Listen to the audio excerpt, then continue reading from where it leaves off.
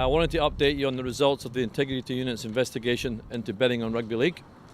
Let me be clear that the NRL have proactively audited betting records covering more than 1,500 registered players, officials and staff, and found no evidence of serious abuse of betting laws or match fixing.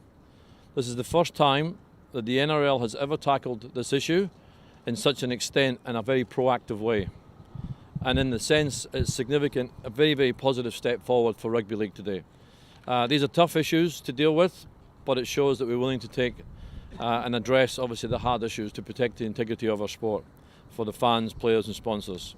Today we have taken the following steps.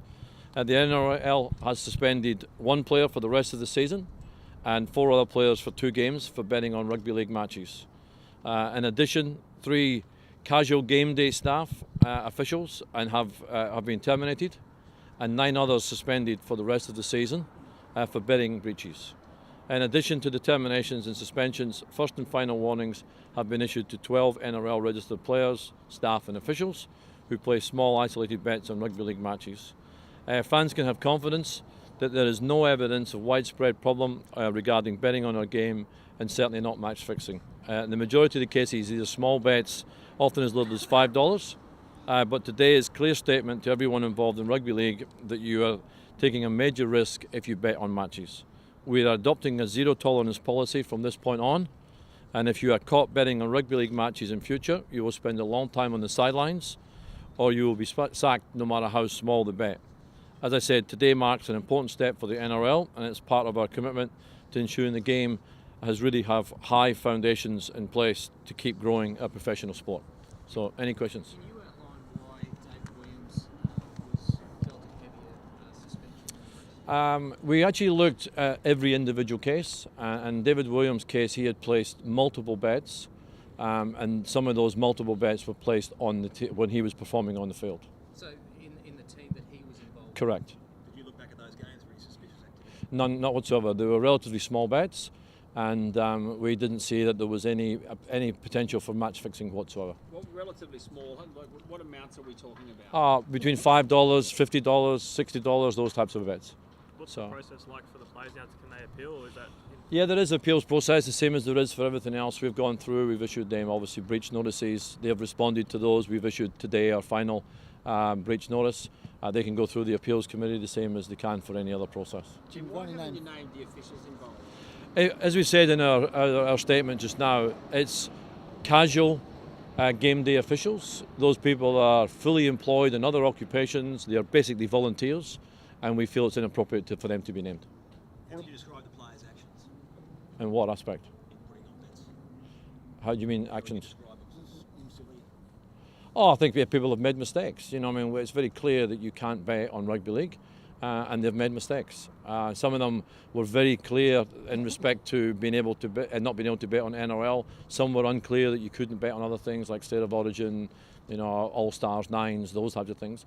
And that's part of the process we're putting in today. We're making sure that going forward, there's no ambiguity whatsoever.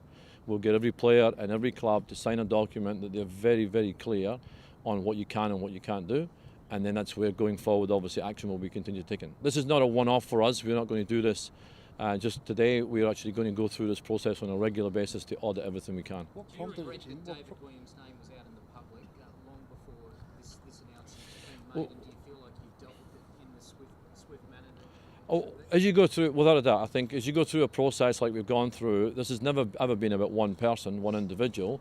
We've gone through and looked at, as I say, over 1,500 records, and we've gone through a process of interviewing people, talking to them, allowing them to give us their response, etc.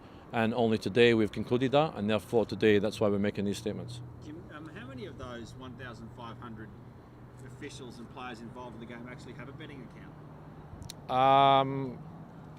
We only looked at people who have got a betting account who have placed bets on rugby league itself. Because if they've got a betting account and they're betting on horse racing or whatever, that's up to them, it's not illegal. So we only looked at the ones where there has been bets placed on rugby league. There'll be critics that will say rugby league betting through betting organisations is so integrated, whether it be in television coverage, newspapers, that there's double standards here, that you're trying to make a buck out of betting, yet you're saying to... I think the people who remember, when we deal with a betting organisation, it's not about them just betting for rugby league. You know, betting organisation take bets on all sports: cricket, soccer, rugby union, horse racing, etc. It's not illegal to bet, but from our players and officials' perspective, it is breaches our code of conduct if they bet on rugby league. Are you comfortable about players appearing in promotions for betting? Williams' club was sponsored by Centrebet, and there was a commercial featuring Manly players 2 years ago. Are you comfortable? That's why we're going to make sure that we up the ante in regards to education and awareness around that you're not allowed to bet on rugby league. But about them being used as promotional tools. Yeah, but as I say, you're allowed to bet on horse racing, cricket, soccer, rugby, AFL, all sorts of other sports. So it's not just about betting on rugby league. But so that particular advert was a rugby league match. Okay, I don't know the advert you're talking about. What about So- a whistleblower system? I mean, you're saying you're going through records and betting accounts, Yep. but what's to stop Well- people from going to a TAB, getting their mates to try and bet? And again, what we're saying is that if you do that, you face a significant risk. Because you're right, there is a potential when you go to a TAB, you're in a pub that's got a little machine, you put a bet on rugby league, someone may see you, someone may take a photograph of you doing something, someone may whistleblow. So you're putting yourself at significant risk going forward. Jim, compared to some AFL fines and suspensions in recent times for the similar size bets, these seem quite light. Is this like a line in the sand moment? It is certainly a line in the sand. We feel that the penalties are actually appropriate in regards to each of the circumstances and cases, but that's why we've said today that it's really important for us moving forward that we've got complete clarity, no ambiguity whatsoever in regards to what you are and what you can't do, and therefore obviously you'll see the penalties going forward. If anyone puts bets on rugby league, will be much stronger. Were you surprised that there was this many people that you noticed? I didn't actually, to be honest, when we discussed being proactive and looking into this, we were unsure as to what we were going to find. 29, was it? Yeah, I think, I mean, at the end of the day, you know, for us, it's a really positive step that, you know, I mean, when you talk to some people, they say betting's rife. That didn't show that was the case. Jim, what message do you hope today's announcement gives to fans, to players and officials moving forward? Well, I think firstly to fans, obviously, it does show that it's a real big focus for us to protect the integrity of our sport. And for players and officials, we're saying that moving forward, if you bet on rugby league, you're taking a significant risk of losing your career or your job or being significantly suspended. What What about motivated the this clubs? order? Jeff Tuvey this morning was critical of how the NRL hasn't been transparent on this matter, particularly when their players, splashed across the pages of the news. But do you feel that you owe the clubs more of an explanation in this process in the future? No, I think as you go through a process of investigation, it's important to get all the facts and give everybody the opportunity to give you their input before you conclude it.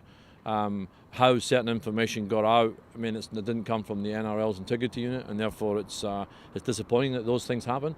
But we've always said that until the integrity unit's completed their investigation, we wouldn't be making any statements.